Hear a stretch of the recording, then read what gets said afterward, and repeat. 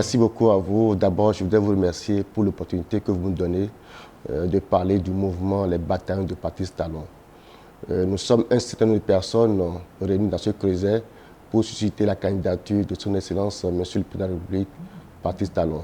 Et comme vous le savez, depuis 2016, le Bénin est en plein chantier, le Bénin est en pleine mutation sur le plan économique, infrastructurel et tout ce que vous voulez. Et c'est pourquoi aujourd'hui nous nous sommes dit, est-ce que si vous avez un président qui a une vision pour le pays, qui a des actions claires pour le pays, est-ce que vous allez le laisser partir? D'où la nécessité de créer ce mouvement pour susciter sa candidature pour les prochaines élections présidentielles. Non, si je dois commencer par citer les réactions, c'est sûr que nous n'avons pas quitté ici aujourd'hui. Tous les Béninois savent que le président a une grande vision pour le pays à travers son PAG, le programme d'action du gouvernement. Et depuis 2016 à aujourd'hui, vous avez compris que tout le Bénin est en chantier. Du nord au sud, de l'est à l'ouest, vous allez constater que nous avons assez de routes aujourd'hui. Nous avons l'électricité qui est disponible un peu partout. Nous avons l'eau un peu partout. Nous avons les cantines scolaires, nous avons les centres de santé qui sont dotés d'infrastructures nécessaires. Nous avons le système administratif qui est formaté. Aujourd'hui, nous parlons de la dématérialisation de l'administration publique et tout se fait en ligne. Il y a certaines choses que nous ne pouvons pas tous éviter, mais ce qu'il faut noter aujourd'hui, c'est la gestion saine des finances publiques. De plus en plus, nous avons beaucoup d'annotations sur le plan international qui montrent que le Bénin est sur le bon chemin. Et la lutte contre la corruption, comme vous le savez mieux que moi aussi, voilà quelques chantiers que le président a ouverts et qui ont impacté positivement tout le système économique. Aujourd'hui, nous sommes parmi les 3 premiers au niveau de l'UEMOA en termes économiques, en termes de performance économique. Je pense que c'est à la tête du président de la République et tout son gouvernement. Et c'est le lieu vraiment de le remercier pour tout ce qu'il fait pour le Bénin.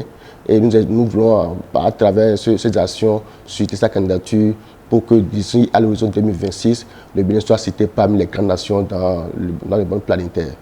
Non seulement c'est un mouvement national, mais c'est aussi un mouvement international. Nous avons fait notre première sortie le 4 juillet. Après le 4 juillet, nous avons commencé par faire les installations dans toutes les communes, notamment à Abomey, à Corvey, à Comé, à Cotonou, dans le 11e arrondissement. Les prochaines sorties, forcément, seront Parakou, Djougou, Corvey, Nati Tengu, ainsi de suite.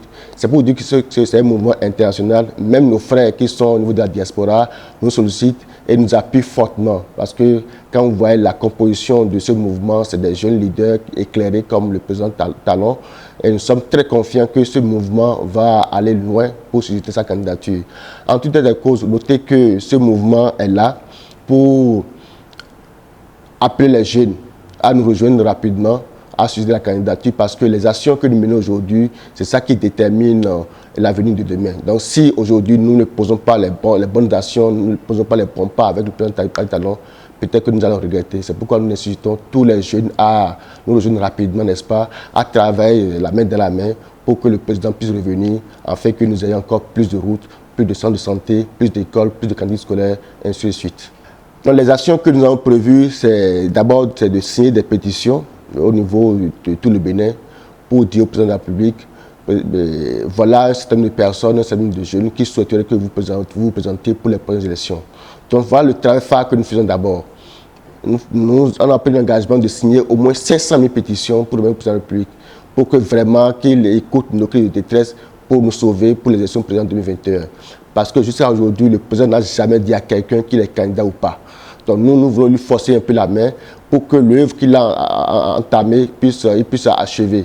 C'est important pour nous de le faire parce que aujourd'hui la jeunesse est en harmonie avec les actions du gouvernement. La jeunesse se retrouve.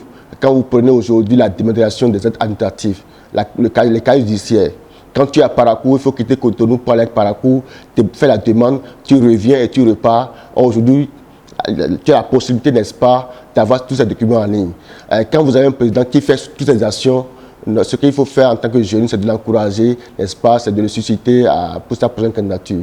Voilà ce que nous sommes en train de faire et nous sommes convaincus que le président va nous écouter. Nous sommes convaincus que le président sera favorable à nos clés de thèse pour être candidat aux élections présidentielles.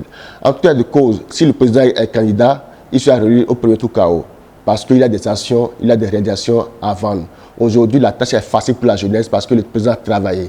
Le président a soigné l'image du pays. Le président a montré qu'on peut faire autrement, on peut gérer autrement les finances publiques, on peut gérer autrement un pays. Voilà ce qui nous réjouit et nous voulons souhaiter vraiment sa candidature. Nous, en tant que jeunes, moi j'ai la chance de voyager un peu. Les pays africains voulaient avoir un président comme Patrice Talon. C'est formidable ce que nous disons. Vous ne pouvez pas comprendre. Quand vous voyagez, tout le monde félicite le président, tout le monde l'encourage pour dire vraiment si nous-mêmes on peut avoir un président comme ça, ce serait bon. Parce que nous avons la chance d'avoir un président très éclairé, nous avons la chance d'avoir un président qui a une vision, qui est organisé, qui est planifié, qui ne fait pas les choses par un coup de tête. C'est important pour une nation d'avoir un président organisé, moderne. Non, mais pour moi, la question du mandat unique est une question dépassée. Parce que cette question a été débattue dans un contexte donné. Et ce contexte a évolué. C'est quand on voulait réviser la Constitution pour instaurer un mandat dans la Constitution.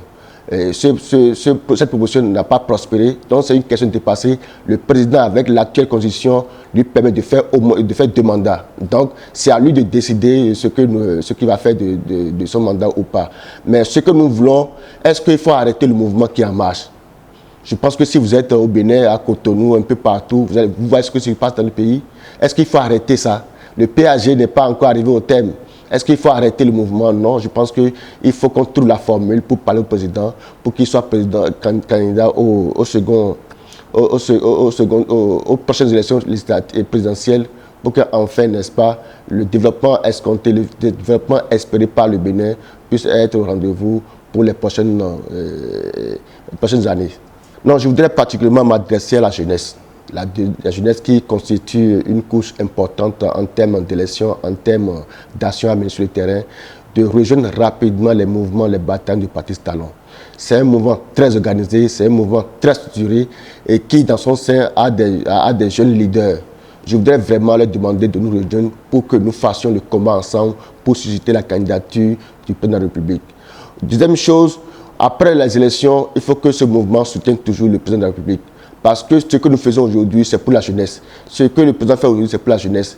Et si vous avez un pays où vous avez les infrastructures qu'il faut, si vous avez un pays où il y a moins de corruption, si vous avez un pays où il y a la transparence, je pense que la jeunesse trouve son compte. Et si les finances publiques sont bien gérées, le pays peut bien investir dans les infrastructures, faire beaucoup d'investissements. Et quand tous ces investissements sont faits, ça profite de la jeunesse. Quand tout le pays est équilibré, est-ce que celui qui est au nord doit forcément venir au sud pour bénéficier d'infrastructures? Non. Je pense que c'est l'appel que j'ai à lancer à la jeunesse béninoise de regarder loin pour les bonnes actions. Sinon, nous allons regarder plus tard, ce que je ne souhaite pas. Voilà ce que je peux dire à la jeunesse béninoise pour dire, et je suis convaincu que la jeunesse actuelle est très éclairée, c'est là où elle va, malgré les pressions de gauche à droite. Et je pense qu'en son temps, la jeunesse prendra la décision qu'il faut.